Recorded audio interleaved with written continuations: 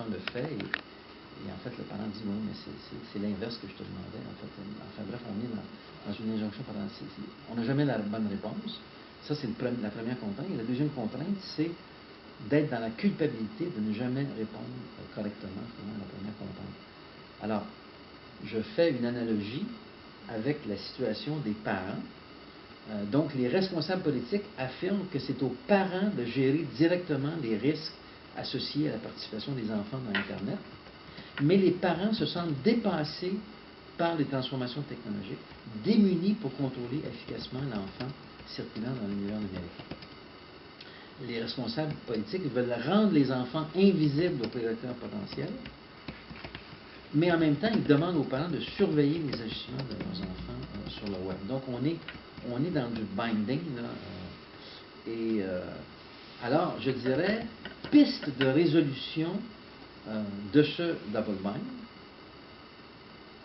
Premièrement, nécessité d'élargir la responsabilité de cette gestion à l'ensemble des collectivités concernées. Donc, je pense qu'il faut introduire du débat public et je pense que c'est à travers ça qu'on va avancer à développer des solutions. Adopter une attitude inclusive à l'égard des enfants sur le net. Montrer une confiance dans la capacité personnelle des enfants à se comporter de façon non risquée sur le web. Donc là, voyez-vous, on marche sur la clôture. Là, donc la parole des enfants est exclue du débat public, sauf qu'il y avait eu au niveau du rapport Byron, il y avait eu quelques enfants qui avaient été consultés, quelques jeunes. Donc, les controverses concernant les enfants et le numérique auxquelles ils ne sont pas conviés, oui. Alors, comment pourrait-on donner la parole aux enfants? Donc ça, c'est vraiment une question que je trouve assez fascinante et ça me donne le goût de développer peut-être un prochain programme de recherche autour de ça. Je pensais avoir arrêté de faire des programmes de recherche, mais là, je commence à... Bon, peut-être qu'il faudrait faire des rapprochements avec l'axe 4 ou je ne sais quoi.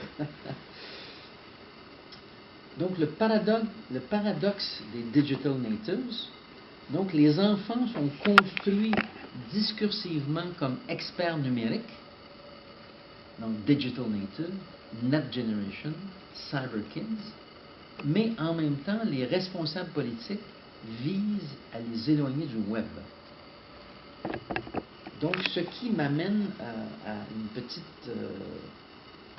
petit chapitre de ma présentation autour de cette catégorie des digital natives.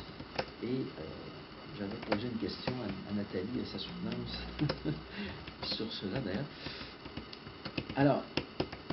Alors ça pourrait faire l'objet de toute une intervention en soi. C'est quelque chose qui me fascine totalement. Donc, cette idée de digital native qui a été amenée par Prensky en 2001. Donc, vous retrouvez ses textes en ligne. Et, alors, 2-3 thèmes là-dessus. Donc, une problématique en termes de génération est-elle heuristique? J'ai moi-même utilisé la catégorie génération il y a très longtemps quand j'ai fait un papier sur l'évolution politique au Québec en termes de génération politique. Donc, j'avais utilisé la notion de génération politique chez Meinheim pour faire mon étude. Donc, en d'autres mots, je vous dis tout de suite, je ne suis pas celui qui veut absolument s'aborder la notion de génération, mais en même temps, elle m'apparaît, avec le cas des digital natives, elle m'apparaît comme complètement homogénéisante et complètement insatisfaisante. Parce que justement, est-ce qu'on peut dire qu'une génération est homogène? C'est des questions ouvertes.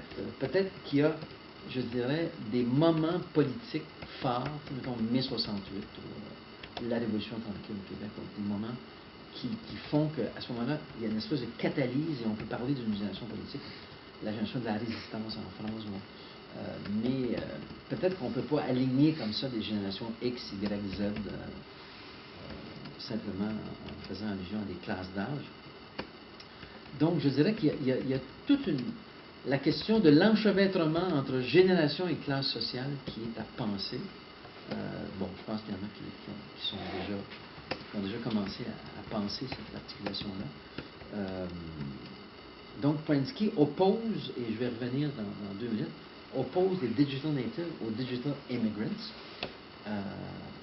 Et évidemment, cette typologie de Prensky a été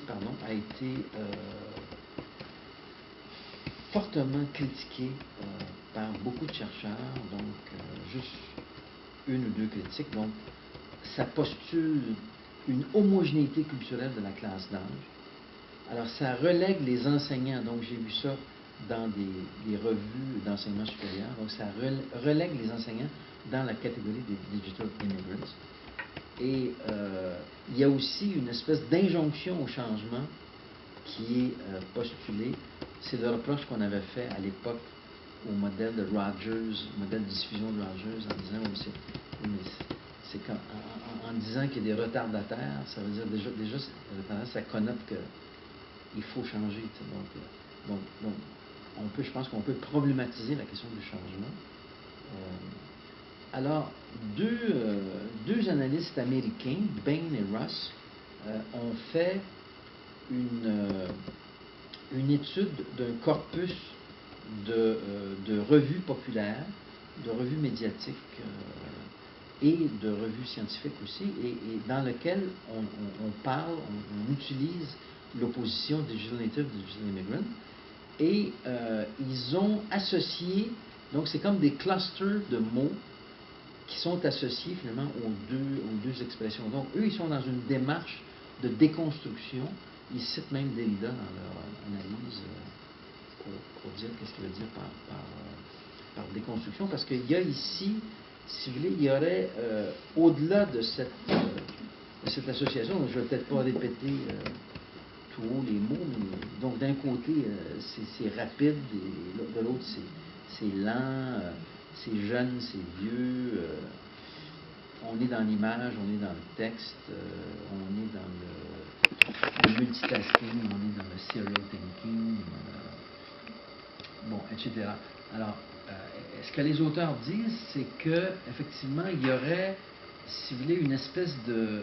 Donc, ils parlent de cette typologie-là comme étant une typologie dangereuse, c'est-à-dire, je dirais, épistémologiquement dangereuse, dans le sens où il y aurait comme une hiérarchie entre... une hiérarchie implicite, finalement, entre le digital native, qui serait toujours, finalement, c'est toujours mieux d'être digital native que d'être digital immigrant. Et il y a même une critique qui est faite au niveau des termes choisis, le immigrant, en disant qu'il y a quelque chose, dans le fond, de raciste, en fait, dans le choix même de ce mot-là, et donc ils y vont pas de main morte par rapport à Prensky. Donc, je dirais que le défi consiste à protéger l'enfant sans l'exclure. Donc, les enfants circulant librement sur Internet posent un défi à la conception légendaire d'Internet comme espace public totalement libre et sans contrainte. Alors ça, c'est une idée que j'ai retrouvée chez Kerry Facer, qui est une idée qui m'a remis en question personnellement, parce que je suis vraiment de ceux qui, dans le fond, qui disent il faut qu'Internet soit un espace complètement libre. Et je me suis dit, ben oui, peut-être qu'effectivement, en raison de toute cette problématique des enfants, il faut réfléchir, il faut repenser, il faut reconsidérer finalement cette question de Internet comme espace totalement libre. Donc, on est devant un défi à la gouvernance d'Internet. Nous avons un devoir de protéger les enfants tout en ne les excluant pas du cyberespace. Et donc, est-ce qu'on doit retrouver en ligne le même type de rôle parental d'encadrement que dans les situations hors ligne? Et c'est un petit peu ce que je reprendrai quand je vais arriver à la question de l'éducation aux médias. Mais évidemment, le pendant, c'est cette idée de numérique comme opportunité. Donc, le web constitue un formidable dispositif pour apprendre aux jeunes à participer progressivement à l'espace citoyen. Les jeunes ne peuvent se contenter de circuler dans des espaces fermés qui leur seraient exclusivement dédiés. Donc, on est devant, je dirais, des outils absolument extraordinaires pour la formation autodidacte des jeunes. Et dans le travail de Nathalie, effectivement, il y a un constat que finalement, la question de l'auto-formation est extrêmement importante. Et moi, c'est quelque chose que je retiens de ton travail. Donc, c'est la question de l'apprentissage domestique.